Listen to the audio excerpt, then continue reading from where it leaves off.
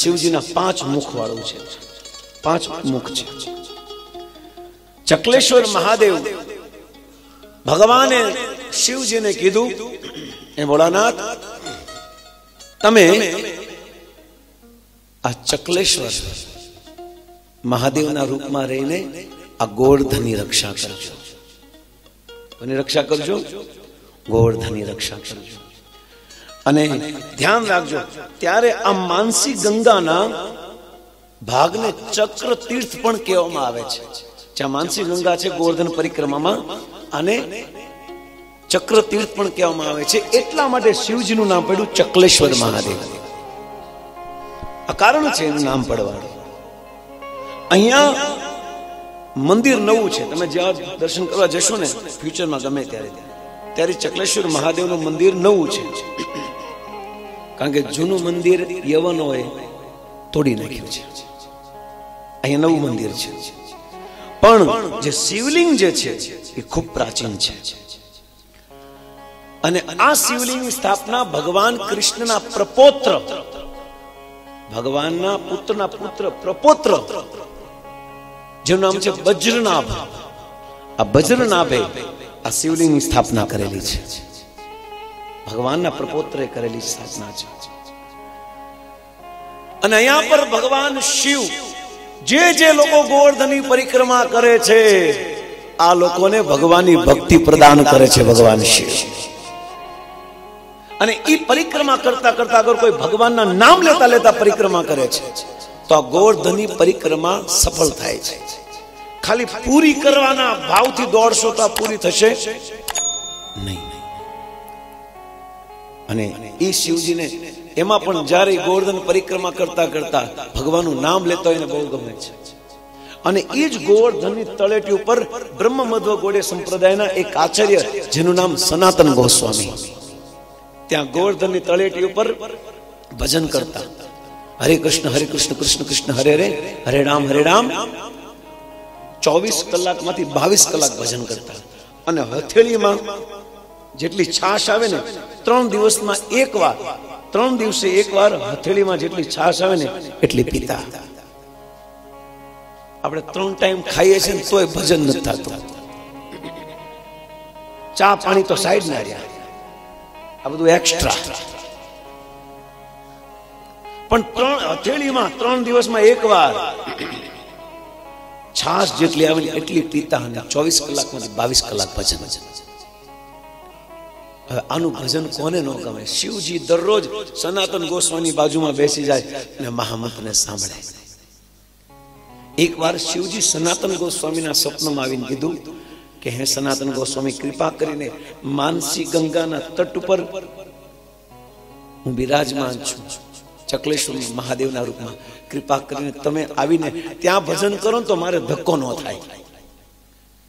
ભગવાન શિવજી સ્વપ્નમાં આવ્યા એટલે આ સનાતન ગોસ્વામી ન્યા ગયા, અને ન્યા જઈને એને ભજન શરૂ કરી દીધું. જેવું ભજન શરૂ કર્યું તો થોડા દિવસ પછી ભજન કરતા કરતા મચ્છરો હેરાન કરતા હતા એને મચ્છર હેરાન કરતા હતા. તો સનાતન ગોસ્વામી લાગ્યું કે આ મચ્છર મને હેરાન કરે છે ને તો નામમાં મને રુચિ નથી લાગતી, એટલા માટે હું છે ને બીજી જગ્યાએ જાઉં. અને જો બીજી જગ્યાએ જવા ગયા ને ત્યાં ભગવાન શિવ આવ્યા. ક્યાં જાવ છો?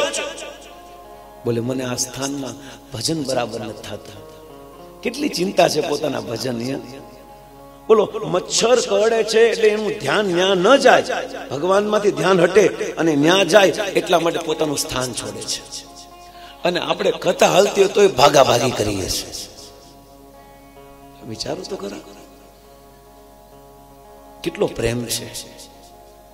અને સનાતન ગોસ્વામી હરે કૃષ્ણ કે હું જાઉં છું, શિવજી કે ઉભા રહ્યો.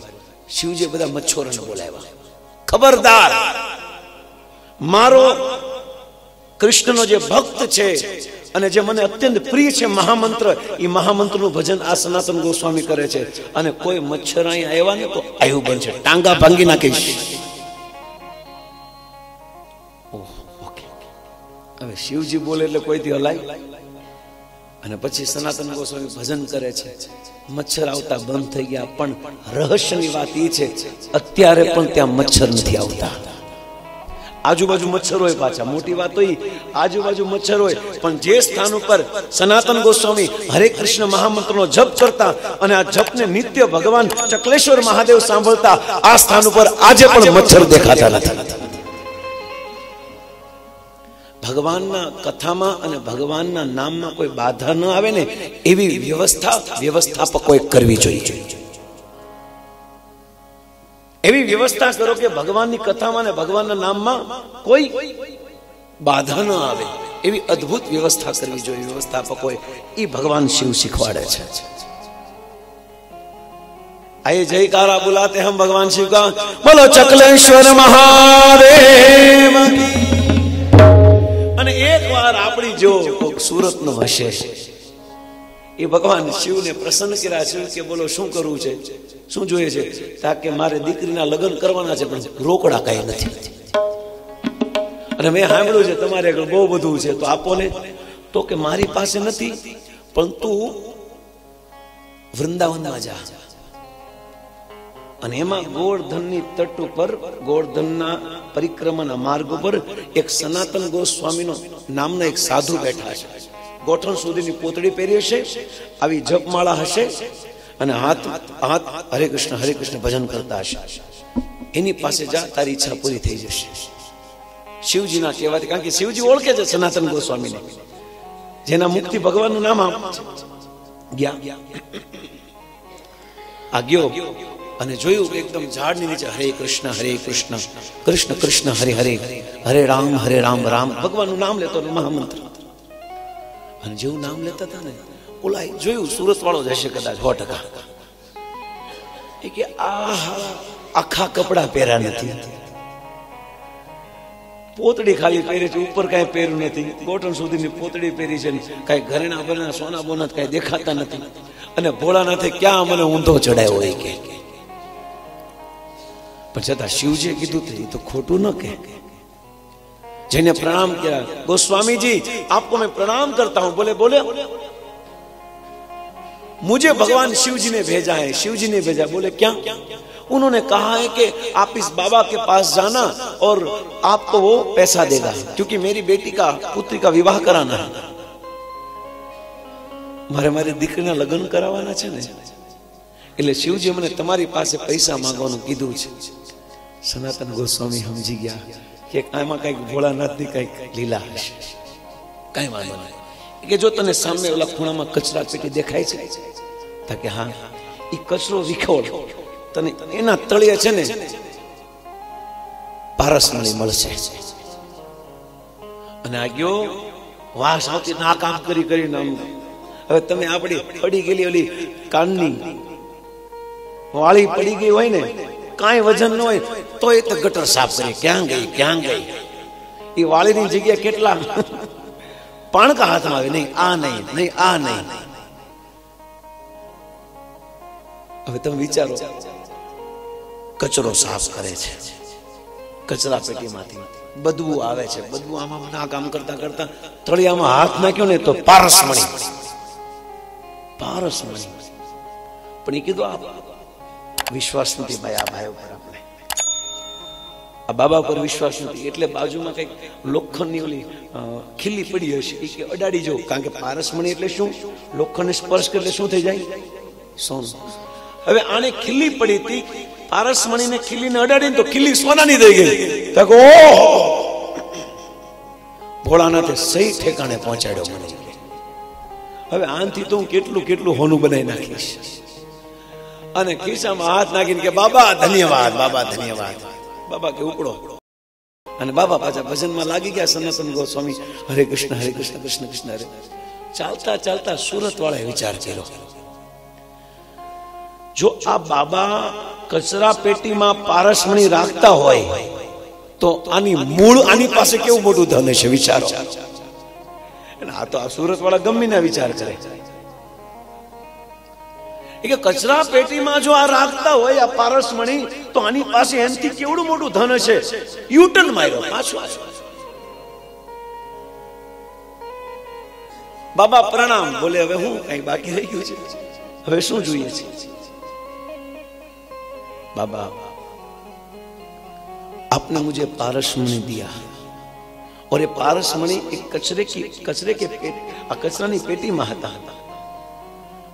तो मने एवुं लागे छे के तमे पारसमणि जो कचरानी पेटीमां राखता हो तो आंती पण मोंघी वस्तु तमारी पासे होवी जोईए मारे ई जोते छे।